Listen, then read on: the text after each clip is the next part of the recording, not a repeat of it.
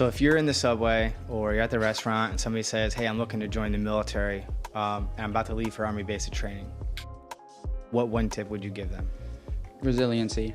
Your resiliency class that you get in RSP, the Future Soldier Program, whatever you're going through, resiliency class, you all get it. Because you look at that class and you're like, oh my God, another death by PowerPoint. But the reality of it is if you wake up and ignore everything around you, the girl next to you that you may like, or what's for lunch, what's for dinner, anything around you, and you focus, you're gonna learn something. And resiliency is really something that comes out of you when you're in that situation. I could teach you resiliency all I want, but when you're in that situation is when it's gonna come out. So now going to basic training, this is where it's gonna come out. You have to dig deep and remember your reason. So be resilient. I don't wanna be here right now. Well, what's the quickest way to get out of here? Graduating. There you go, be resilient.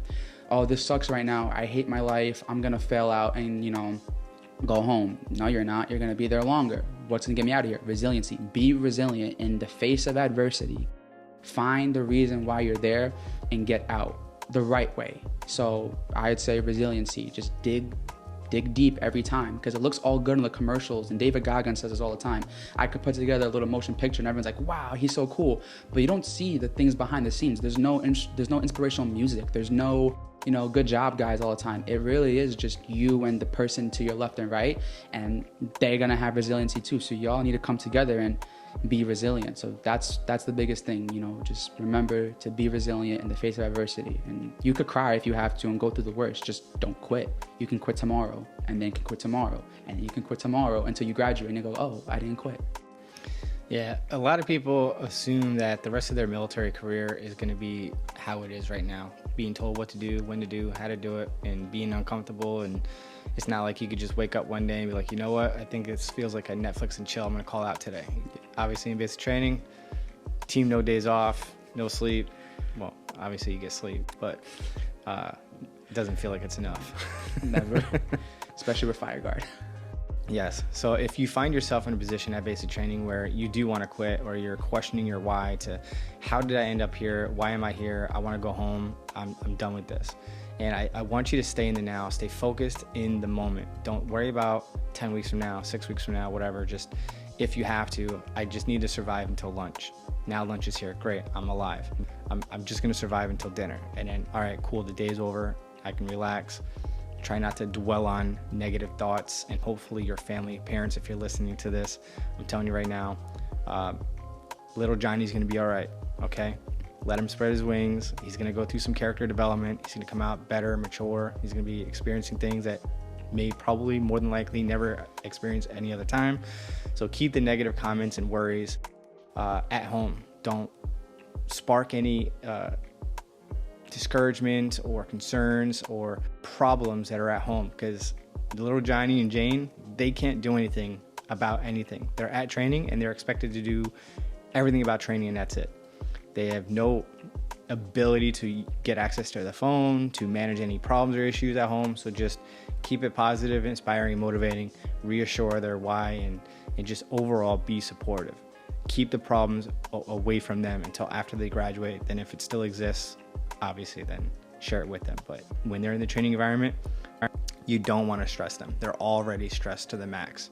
So just keep on and stay the course.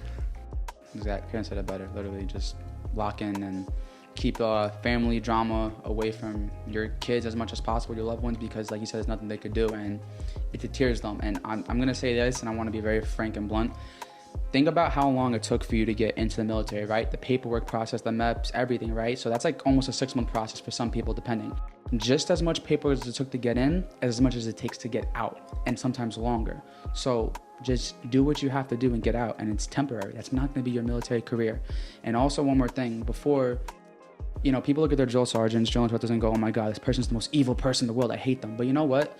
Sometimes they don't want to be there, but they're there. They're away from their families. They're working late hours. They're doing crazy things where they're putting you as a priority before their own. So put yourself in their shoes. Hey, I've been in the Army for 7-8 years, however long. I've been through X, Y, and Z, and now I'm training this 18-year-old kid, or 25, 41, whoever it is, and you have an attitude problem or you're disrespectful and stuff like that. They want to be home with their families. They want to be doing other things, but instead they're there training you. Now, obviously, if something's out of regs and not right, speak up. But know the difference between what's right and wrong and what's just you not adapting well because you have a problem with this person because they got in your face and yelled at you, right? Everything's for a reason. You just have to humble yourself a little bit. And understand that whatever feelings you're going through, you're not the first and you're certainly not going to be the last. So lean on your battle buddies. There are like-minded individuals that are probably feeling just like you. Lean on each other, support each other, and trust me, this is what creates the bond, the camaraderie, is when you're going through the suck and you're with each other and have fun. Like, make the best of what you have, right? It's like when the old saying says, when life throws you lemons, you make freaking lemonade. So just, you're gonna make friends for life. And with social media the way it is now, like when I went through training, MySpace was like the only thing that existed. And yeah, so trust me, you're gonna have friends for life. So.